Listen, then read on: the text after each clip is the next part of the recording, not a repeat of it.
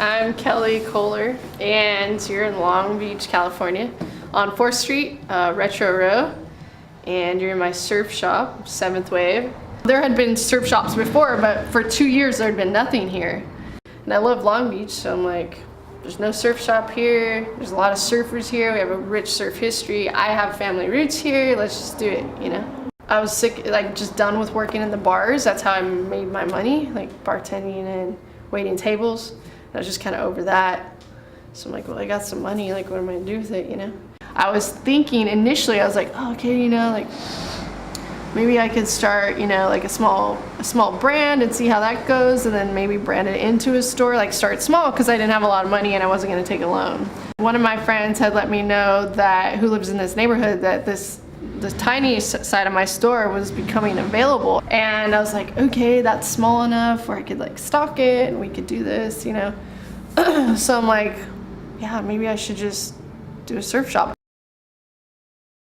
February swell at Claremont, when I caught this wave that made the papers, like literally it was just me at like sunrise with my longboard and a couple friends, and I just texted a few people, and probably that day there was only like 10 of us.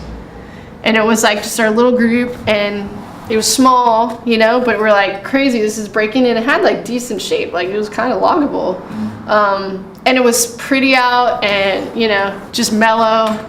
And that had happened before Hurricane Marie, so that, up until that point, that day stood out in my mind, because there's just like a few of us too, you know. Basically, before the breakwaters were built, we were like the Waikiki of the West Coast. So I mean, the best waves in California, basically some of the older folks were saying like Rincon, Long Beach, Dana Point, before Dana Point Harbor went in. Were like the best spots. And the first contest, surf contest on like mainland US ever held was in Long Beach in 1938.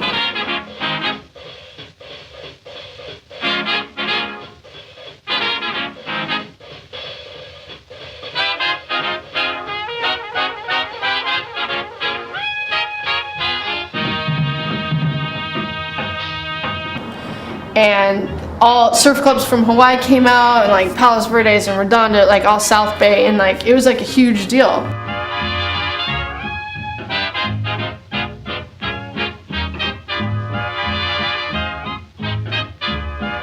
It would get big, and it was consistent, and it was kind of like the spot to be, because the red line from downtown LA used to drop right here at the beach, and it was like a big pavilion, and there's a bunch of stuff to do, so it was not just surfing, it was like beach life, you know? So Long Beach was a destination, and for a long time, you know, it got away, Long Beach got away from that, the people running it, and I think the people living here, not all of them, but you know, we're kind of getting back to that, like, let's make this spot like what it was meant to still be. Our current mayor is really into getting some beach culture back.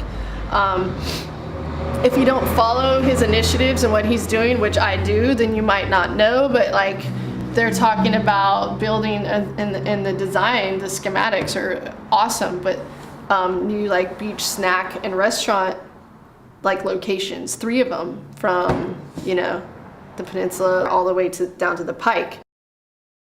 So with these new like snack stands and places to eat that are really cool, like on the sand, and you know they did the whole bike path and run path, and yeah, because it's completely underutilized.